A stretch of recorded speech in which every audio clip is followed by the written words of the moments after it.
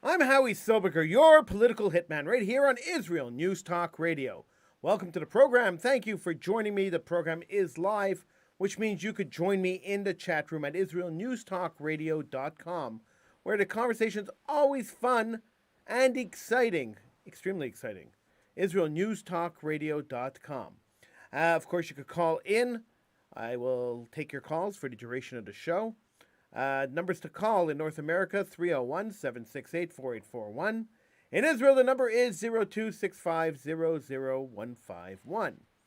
Today marks the 25th anniversary of Holocaust Remembrance, International Holocaust Remembrance Day. This is the day that the United Nations and Germany, essentially, this decided that they were going to remember the Holocaust, the murder of Jews, the annihilation of the European Jewish community, and other Holocausts in the world. It's a very secular event. The event is marked by Germany inviting people who survived the Holocausts to come and speak at their parliament. And the question I want to ask today, and the question I want to examine today, is: are we remembering the Holocaust in the right way? Is this the way we've been remembering the Holocaust, the way we've been commemorating the Holocaust? Has that done a service or a disservice to the world community, to the Jewish community, to everyone? And it's a question I've asked for many, many years. I've asked on this show for many years, and I've asked in general for many years. And I will say, and I'll tell you this before we go to break, I will say I don't think that the way we've commemorated the Holocaust has been appropriate, has been good for the Jewish people, and has been good for the world community. I'll tell you why when we come back. I'm Howie Sobiger. This is Political Hitman right here on Israel News Talk Radio. Feel free to call in. You could go to the website israelnewstalkradio.com and join me in the chat room.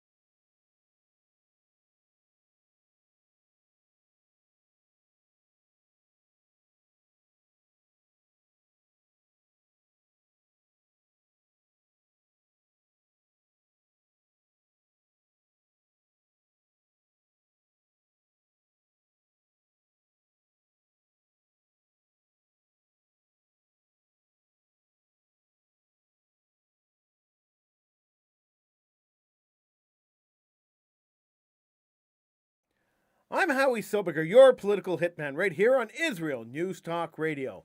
Feel free to join me in the chat room at israelnewstalkradio.com, where the chat is always fun and the conversation is always stimulating. You could call in. The show is live. You could call in. In North America, 301-768-4841. In Israel, the number is 026500-151. And that's the way you could get in on the conversation here on Political Hitman on Israel News Talk Radio. Now, 25 years ago in 1996, survivors of the Nazi regime and world leaders were first invited to address the German Bundestag on January 27th. January 27th, of course, is the date of the liberation of Auschwitz. Now, the reason they were invited to go and speak in front of the Bundestag is Germany finally decided, 25 years ago, to commemorate the Holocaust, along with the United Nations. Before that, there was no real official commemoration of the Holocaust internationally.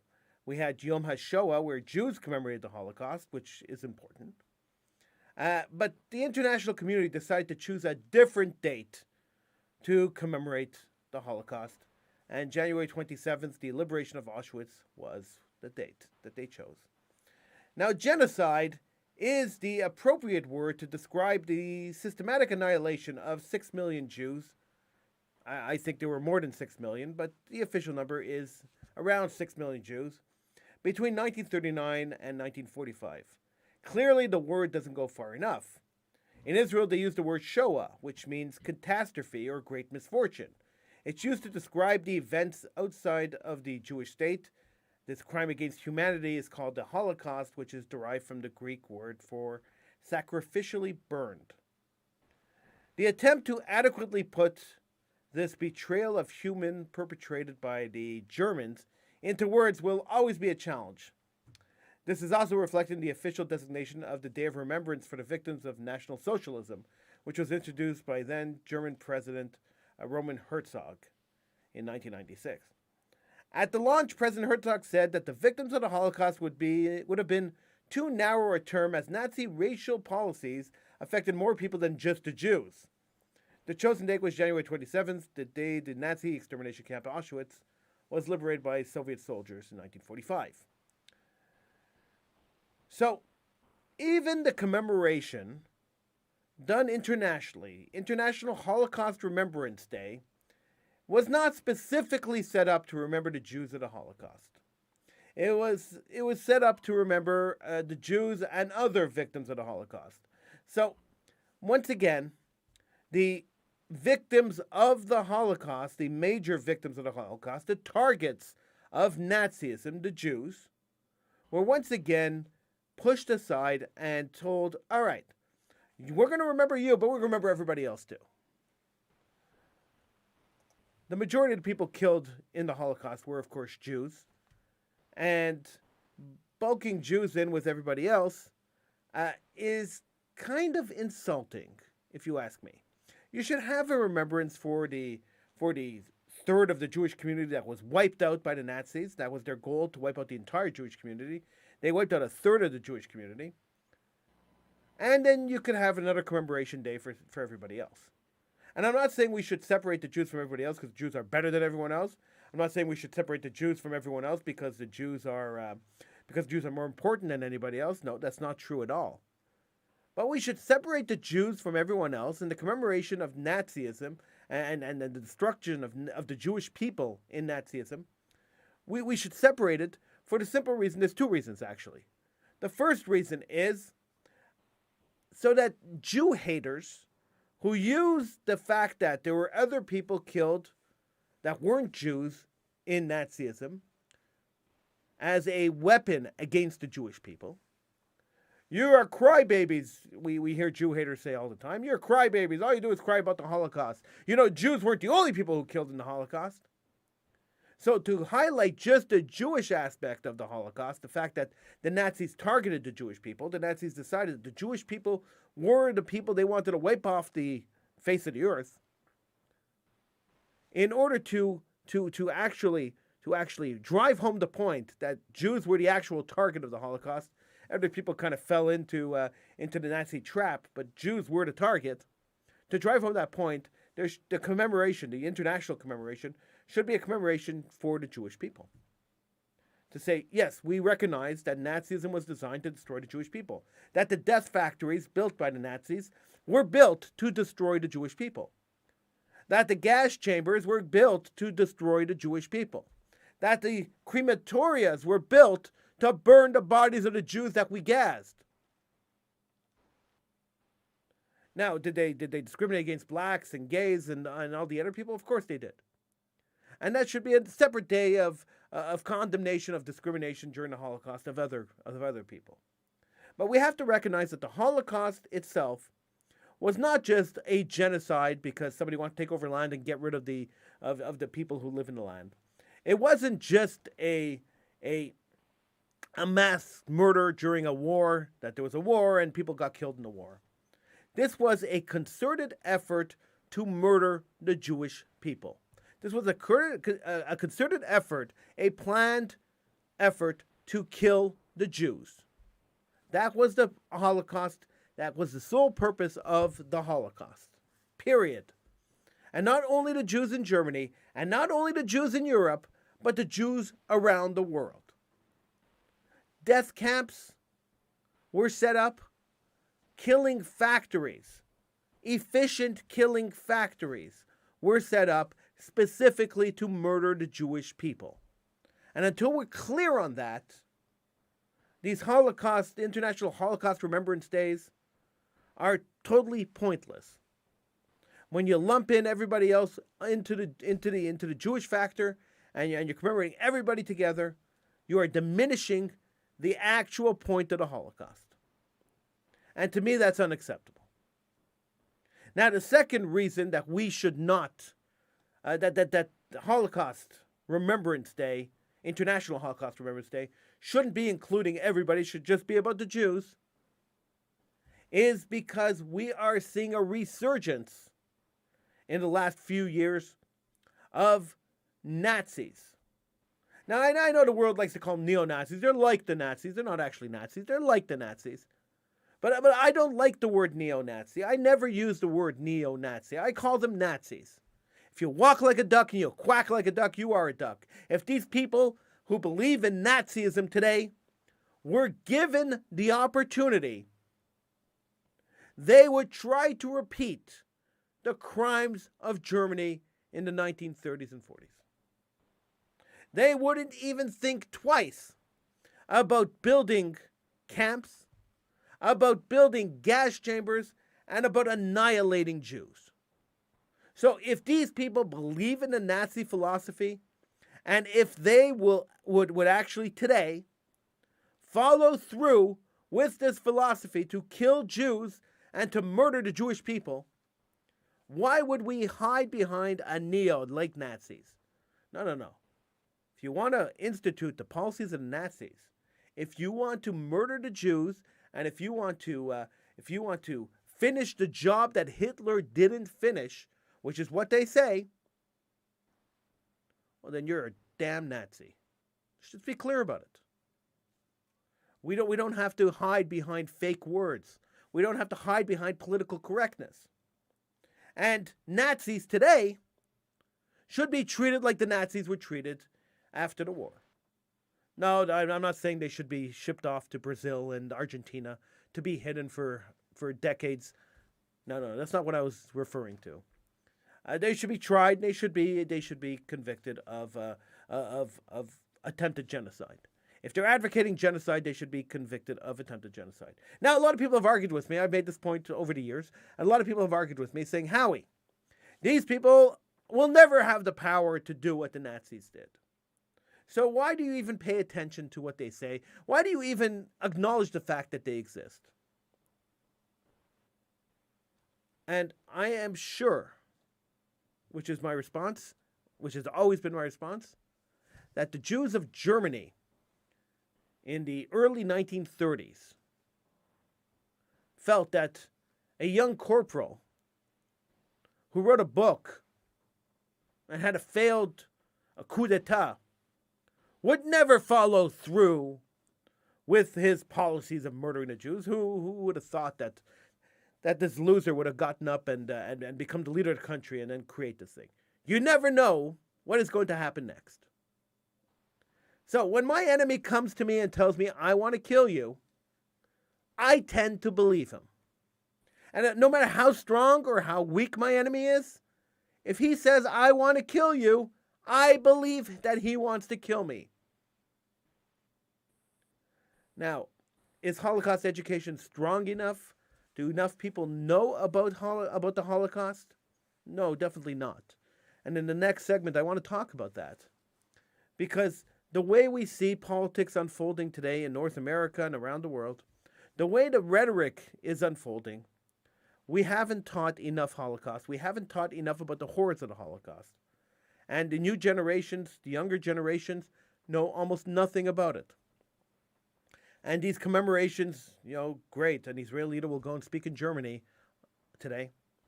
Beautiful. Glad to hear it. Glad to see it. But these speeches don't teach the future of the Holocaust. They don't teach the future generations about the horrors of the Holocaust. And we got to do that. I'm Howie Soberger. This is Political Hitman, where we're live, so feel free to call in. Numbers are on the top of the page on IsraelNewsTalkRadio.com.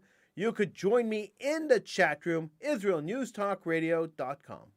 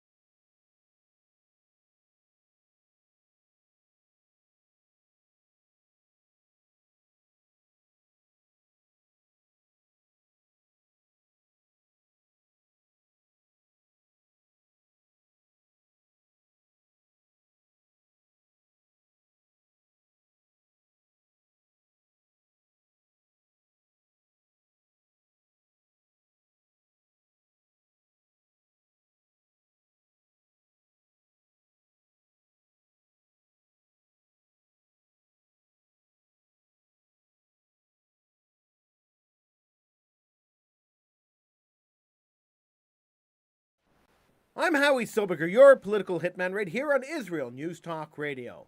Feel free to join me in the chat room, IsraelNewsTalkRadio.com. You could call in. In North America, the number is 301-768-4841. In Israel, the number is 026500-151.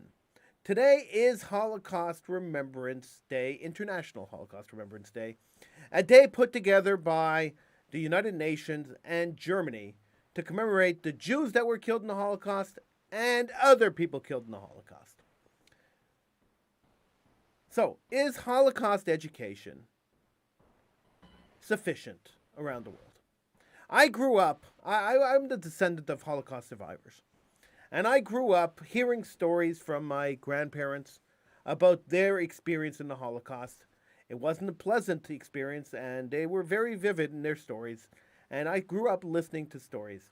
When I was 15 or 16, just about 16 years old, I went on the March of the Living, and I toured the death camps, and and saw Auschwitz with my own eyes, saw Majdanek with my own eyes, went to the site of Treblinka, saw the Jewish ghetto, walked through Poland for a week, then we walked through Israel for a week. I had the fortune of doing that, or maybe the misfortune of doing that, and then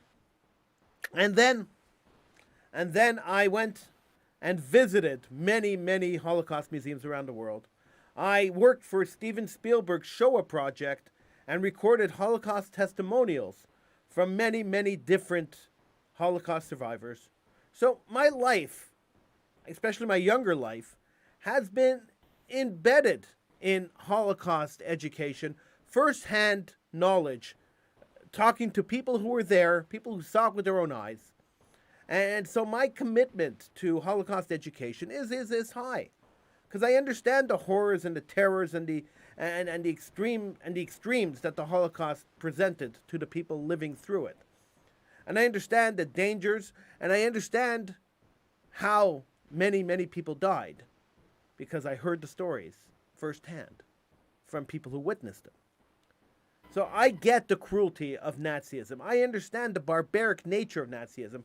I didn't live through it, so I can't say that I have the feeling that somebody who was there has, but I have seen the feeling of people who were there. I have witnessed it.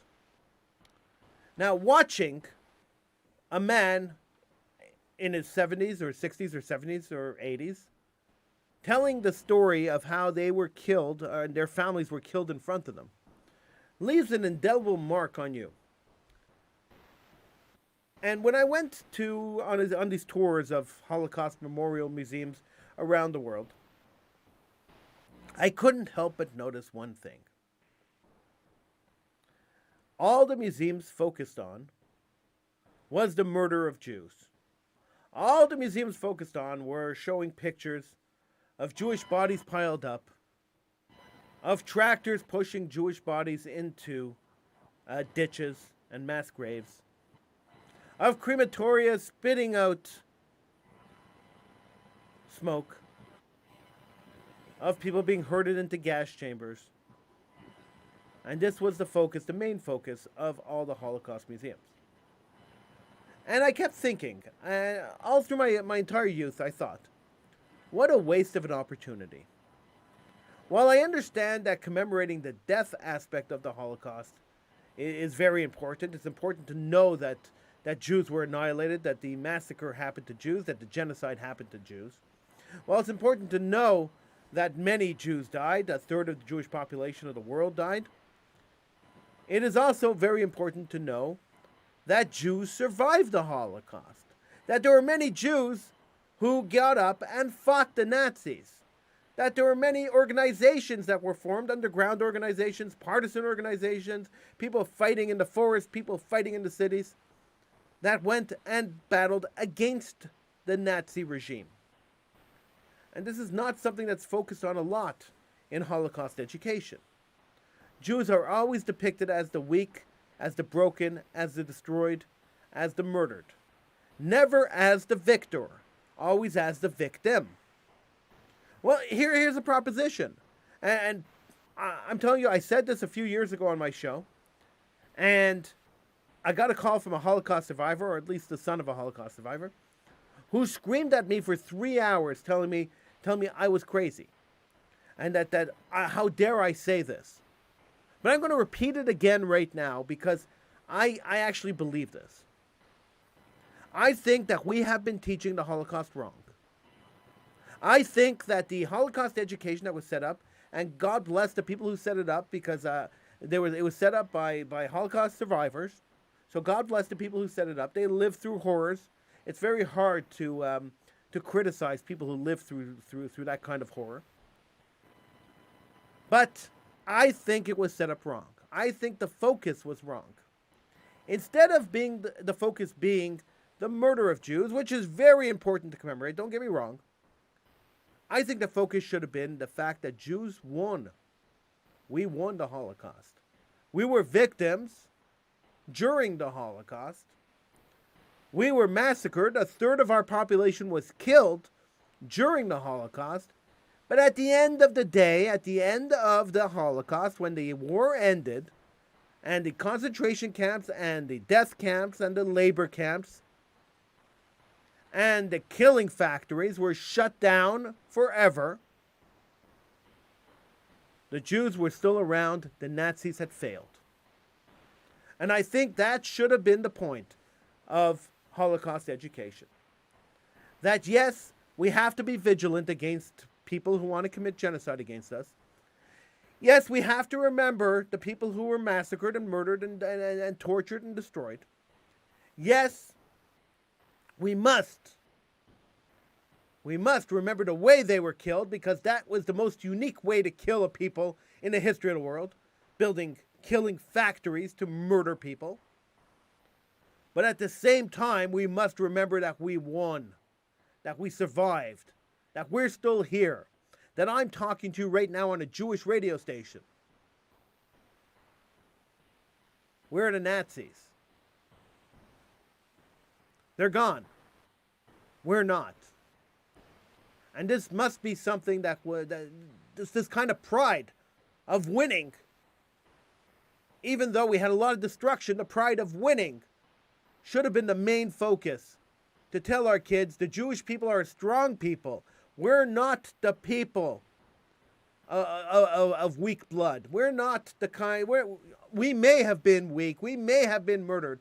There may have been Jews thrown into mass graves by tractors. But that's not who the Jewish people are. That doesn't define us. We can't be defined by the murdered Jews. We have to be defined by the Jews that survived the Holocaust, the Jews that fought the Nazis, the strong Jews, the Jews that after suffering under Nazi regime went to a barren wasteland and built the state of Israel. We have to be defined by the Jews who took on the Arab army after their families being annihilated in Europe, came home to Israel, took on the Arab armies that attacked them, fought them with pitchforks and with antiquated rifles, but fought hard and won, and held on to the state of Israel. The strong Jews that put their lives forward and in danger in order to protect the Jewish people and rebuild the Jewish people after the annihilation. This is what should define Judaism. Strength, not weakness. Victory, not victimhood. I know we live in a world that ranks victimhood and says the more of a victim you are, the better you are in society. What a warped way of thinking. What a corrupt way of thinking. I would rather be associated with victors than victims. Remember your victims, but remember your victories too. And our biggest victory in recent times, the biggest Jewish victory in recent times, was the defeat of the Nazis. The survival of the genocide, the fact that we're still here and they're not. Forgetting that and not teaching our children that, not teaching our children strength. The fact that there are still Torah observant Jews. The fact that there are still Jews who follow traditions. After Nazism, after communism, the Jewish people are still here. Not focusing on that is a disservice to our children, it's a disservice to ourselves, a disservice to society. It gives the Jew hater, the Holocaust denier as they call them, whatever the heck that means, it gives those people ammunition, it gives those people credibility when we depict ourselves as the victim. Oh, look at the crybaby Jews. Oh, look at the Jews always crying about the Holocaust, always trying to get something from the countries that they claim committed the Holocaust against them. Oh, look at those Jews, those crybabies. We're not crybabies. We're survivors. We're not only survivors, we're victors. We won. We're not crying. We're not looking for handouts. We never were. We just want to be left alone. But we haven't been left alone. And next segment, I want to talk about the kinds of attacks that we're still facing today. I'm Howie Silverman. This is Political Hitman. Feel free to call in. Numbers are on the top of the page on IsraelNewsTalkRadio.com.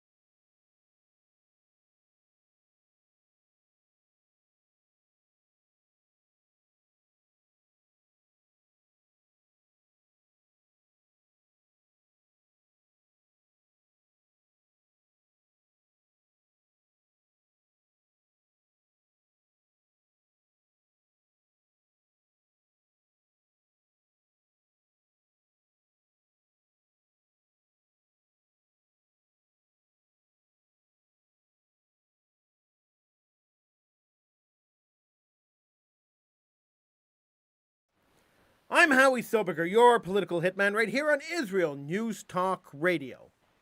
Feel free to join me in the chat room, IsraelNewsTalkRadio.com, or you could call in. The numbers to call in North America, 301-768-4841.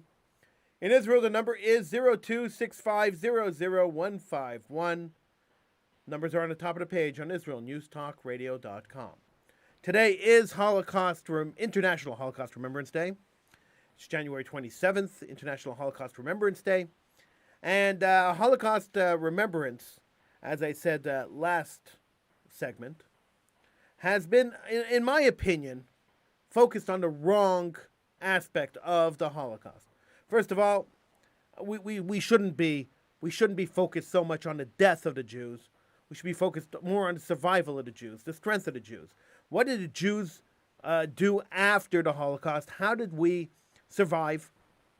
How did we prosper after the Holocaust? And this is what we should be focusing on. The kids of today, in 2021, can't really relate to the events of 1933 or 1939 or 1945. So we have to connect with the kids of today. And the way to connect to the kids today is that the Nazis are gone and we're here. We have to show them strength. We have to be strong Jews. We saw, we thought, and I'm told all the time that the annihilation of the Jews, the genocide of the Jews during the Holocaust, the organization of the Nazis, the building of the killing camps and the factories to destroy Jews, the efficiency of the murder of the Jewish people was something that was unparalleled in history and has been unparalleled since the Holocaust. And I will agree with that. It has been unparalleled, and the connection between anything and the Holocaust is a false connection. We see those connections all the time. You see, this is the problem with the kind of history that we're teaching about the Holocaust. This is the problem with this disconnect of the current generation of people and the generation that existed during Holocaust times, is that they can now feel that they can connect the Holocaust to anything. So we see comparisons to Hitler. The evilness of Hitler is unparalleled by any leader, basically in history. The man came up with an idea to build factories to kill people. Build factories, efficient factories to kill people. They were killing millions of people a day. It's mind-boggling. That factories were built, buildings were built, ovens, crematorias. They were built for the specific reason of murdering a people. So comparing a guy like Donald Trump to Hitler is an insult to the victims of Hitler. Comparing a regime, calling someone a Nazi, is an insult to the memory of the victims of the Nazis. Because nobody in the world today is equivalent to the kind of evilness that Nazism was. It doesn't exist today. So making these comparisons is crazy. Now there is an exception, and I will gladly to tell you what the exception is. And I oppose, every time I see posted online, anytime I see anybody making these kind of comparisons, I'm always almost one of the first people to jump in there and say, hey, this comparison's ridiculous. We can't be comparing Donald Trump. We can't be comparing Bill Clinton. We can't compare these people to Nazis. Bibi Netanyahu, we can't compare them to Nazis. No. When I see those comparisons made, I'm the first one in there yelling, what are you, crazy?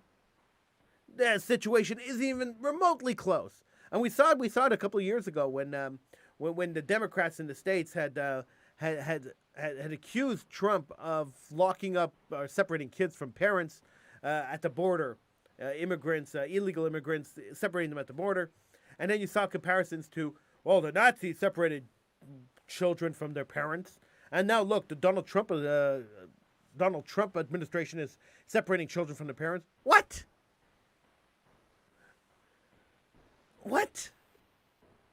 These kind of comparisons just make me stop and blow my mind, really.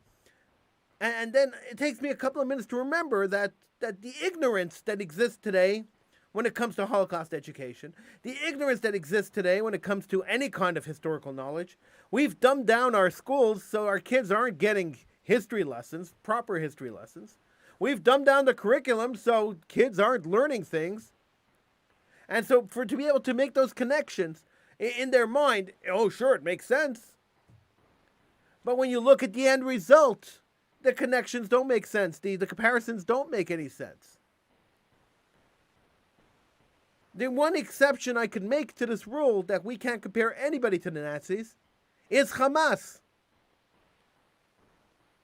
Hamas could be compared to the Nazis. Why Hamas? And not the PLO? Well, maybe the PLO too. The Arab groups opposed to Israel, the ones that were created specifically for the goal of destroying the Jewish state. The Palestinian Liberation Organization created specifically specifically to be a thorn in the side of the Jewish state, to destroy the Jewish state internally, militarily, internally, to destroy them, because the Arab armies realized they couldn't destroy them from the outside. So now they created a people, and I use people very loosely, they created a people and an organization inside Israel to destroy them. Their charter calls for the annihilation of the Jewish people in what they consider Palestine. Hamas goes a step further. Hamas calls for the annihilation of the Jewish people anywhere in the world. All Jews have to be killed. And like I said before, if we are going to listen to people saying, let's annihilate the Jews, we should believe that this is their goal. We should not be negotiating with people who want to kill the Jews. There should be no negotiations with people who insist that murdering Jews is an appropriate response to any political problem that they have with the Jewish people. They shouldn't be taken seriously, but they are taken seriously. And the media gives them the platform to express their hate towards the Jewish people. And the education, once again, we come to the point where people are not educated, and the lack of education and the lack of knowledge of the true realities of the Middle East, the true realities of international law in Israel, the true realities of everything concerning Israel is lost on a generation of people. They're not learning it. Nobody's teaching it to them. Therefore, when somebody gets up and says, let's boycott Israel, well, another technique to try to destroy Israel from the inside out, when they realized the PLO didn't work and Hamas didn't work and Hezbollah didn't work, let's try it again and create the BDS movement to destroy Israel from the inside out.